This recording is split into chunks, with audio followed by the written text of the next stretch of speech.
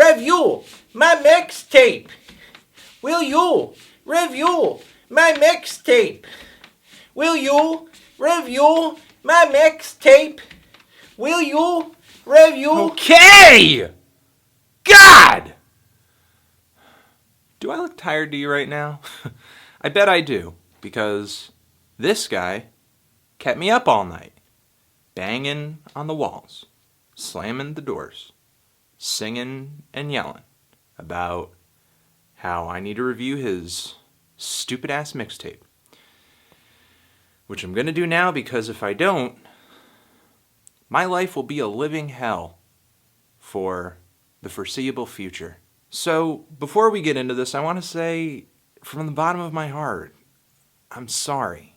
I'm very sorry to all of you. I'm very sorry that this happened. CHUCHESTA is my roommate, has been for a while now. And I'm a rapman too.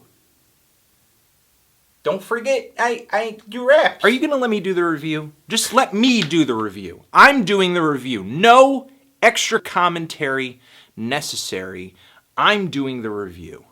To be honest, I don't really know that much about Cal, other than that he's around me a lot and I don't like him, and my dislike of him is so strong that over the years that I have known him, I have made it a point to never learn anything about him and just involve myself in his personal life as little as possible. Unfortunately, that has its downsides, because that means that he had time to make this, where I just wish I was more involved. I could have stopped it.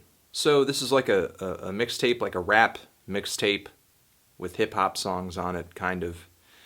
The title is the new CALassic, sort of like a play on the Iggy Azalea album title, which I don't know why you're ripping her off. Do you even like her?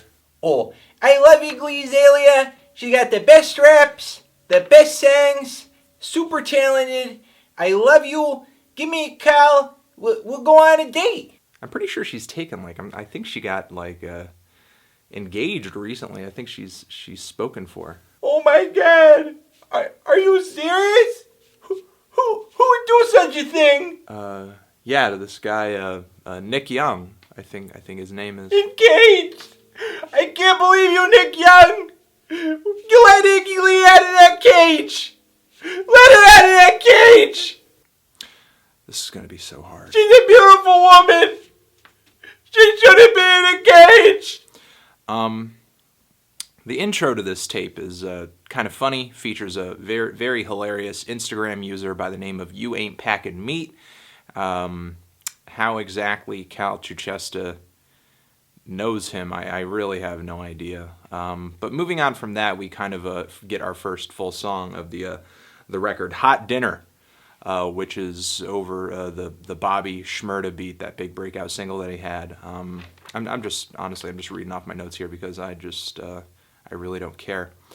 The Cal essentially raps about eating cooked food on this thing, which, I mean, I guess it's a new topic for the genre. And for whatever reason, Cal, like, is on this mixtape. He's like talking with his ad-libs, which is not anything I really ever heard any rapper do. Like, he's having a conversation with them, and I don't exactly know how that's even possible. You know, that's just the voice in my head. I hear all the time. So you, like, hear a voice in your head all day? Like, where does this voice even come from? It's like this. It comes from, like, my head, or maybe from deep down in my heart. Okay, like, don't let that happen again, and we'll get through the rest of this review, all right? Okay. Okay, you got it. No problem. Moving on from here, we have what kind of sounds like a parody version of what that I Love McConan song, the Going Up on a Tuesday song, but Cal is throwing up on a Tuesday, I guess because he ate too much candy after Halloween, which believe it or not, is based off of a true story. I do vividly remember the projectile vomiting that Cal was doing last Halloween. It's something that I'll never forget, and it's really the reason that every Halloween from now on I slip a few Benadryls into Cal's breakfast, because by the time trick-or-treating comes around, he is just sound asleep. So yeah, the song is about throwing up, which I don't know who does that. That does not sound like anything anyone should do. Well, you know, songs are supposed to be about feelings, and that one time I was feeling like throwing up, so I made a song. After that, for whatever reason, one of the most popular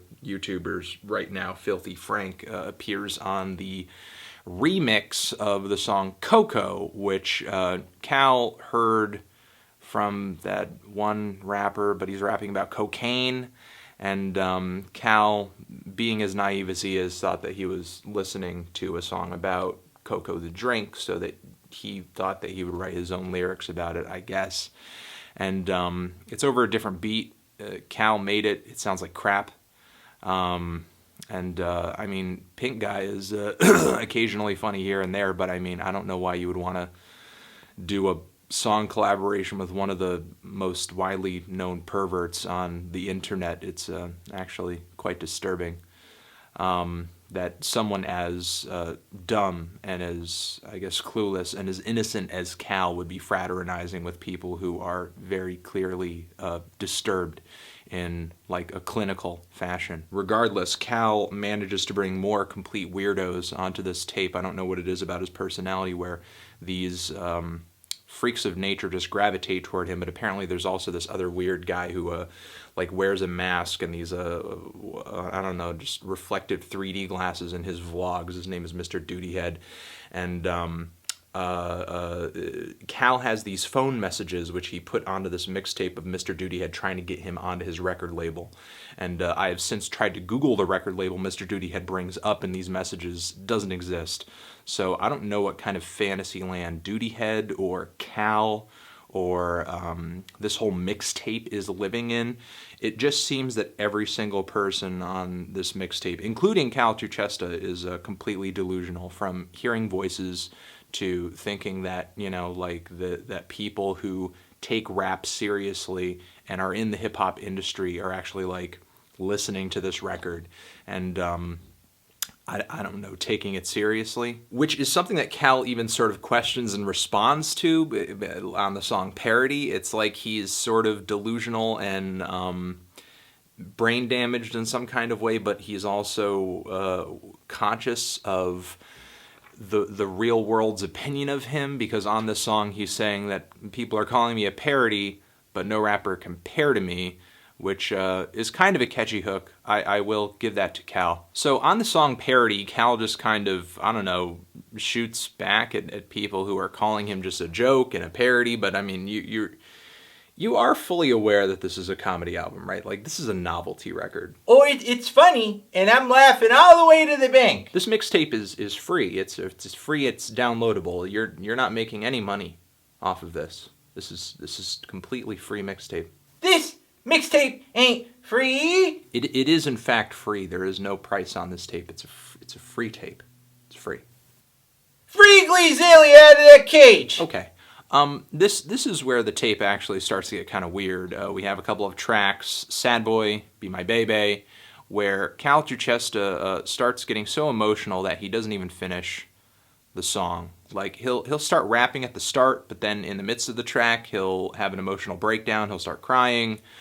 Something will go wrong where I guess his feelings get the better of him. And while I guess it's cool that Cal CHUCHESTA is an emotional performer, it keeps him from finishing songs, which is not good, I guess, if you wanted to hear songs from Cal CHUCHESTA.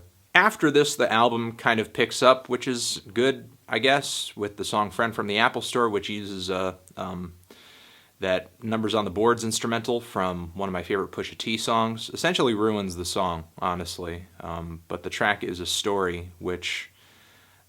it's interesting that Cal has said something coherent on a track. I guess that's new. However, I can't really give this track much in the way of points because It's just completely fake. It's just a completely fake, fabricated story. There's nothing real about this story. There's nothing, it's just Cal made it up in his head.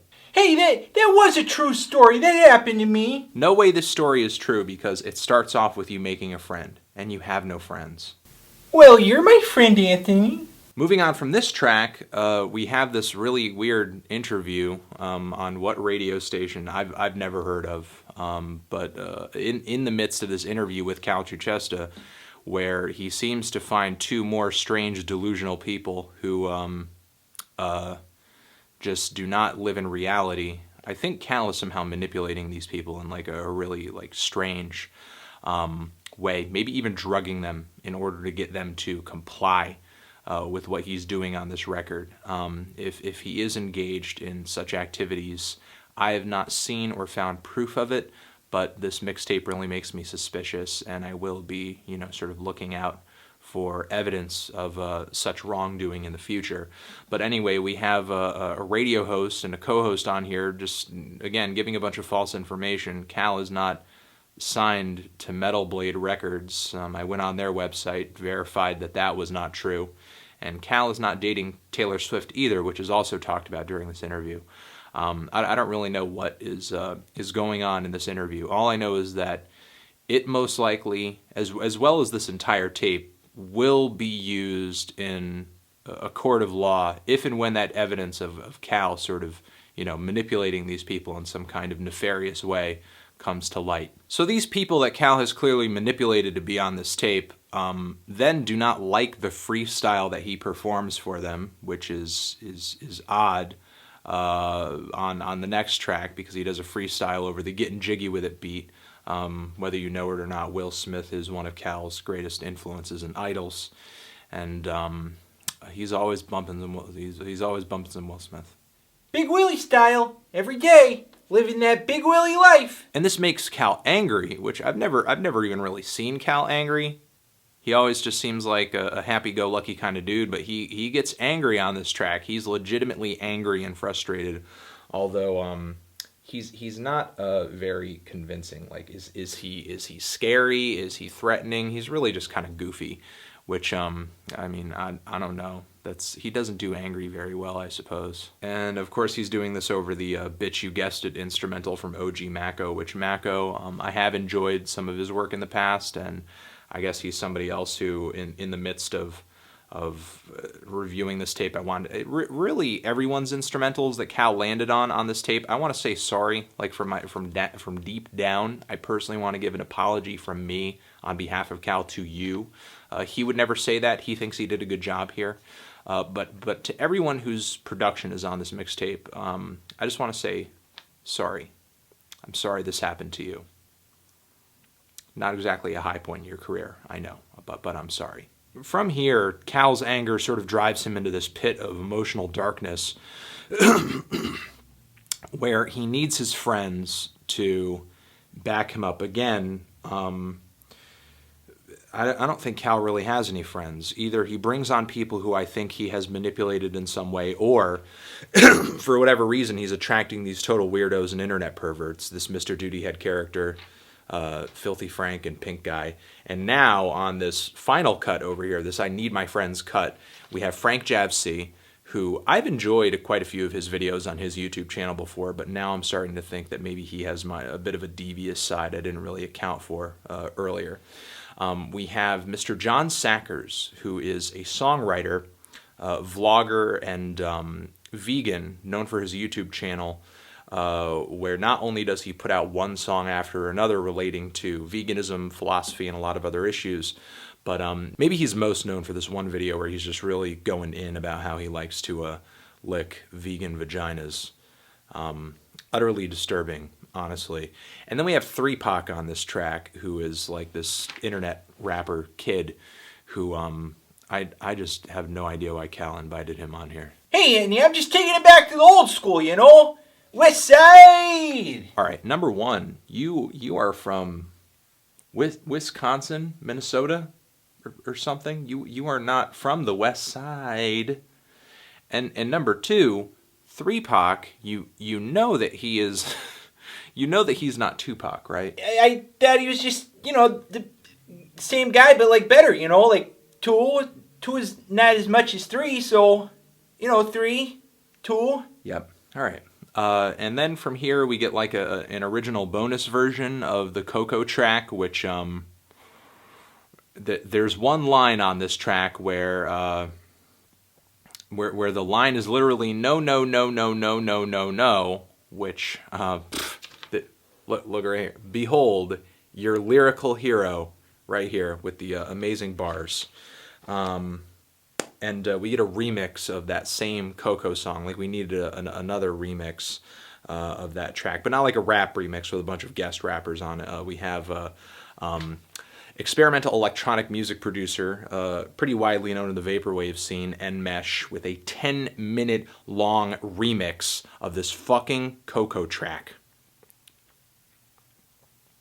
What's wrong with you? And that's essentially this mixtape in a nutshell. Honestly, guys, I have to say, I'm afraid for our future. I really am. I'm afraid for our future.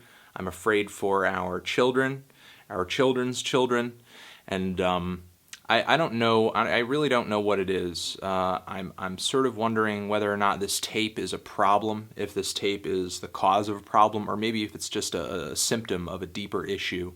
That even if I were to burn this tape and delete it from the internet and chop up Cal's body and throw it into a river, would I be saving the world from a terrible, terrible fate, or am I only delaying some kind of, you know, dark, grave, awful inevitability? I really don't know the answer to that question, but this tape does make me curious about that. But he wanted me to review the tape anyway, despite the fact that I pleaded and begged with him to just let me be. I'm feeling a light 3 on this tape. Okay? Yeah! Hey everyone!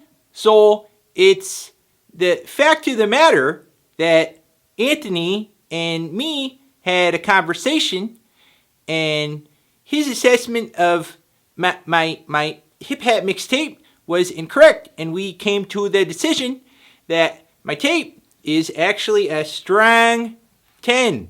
It's a 10. Perfect score. And my tape, so that's what you gotta say for my tape. Transition. Have you heard my tape? Did you like my tape?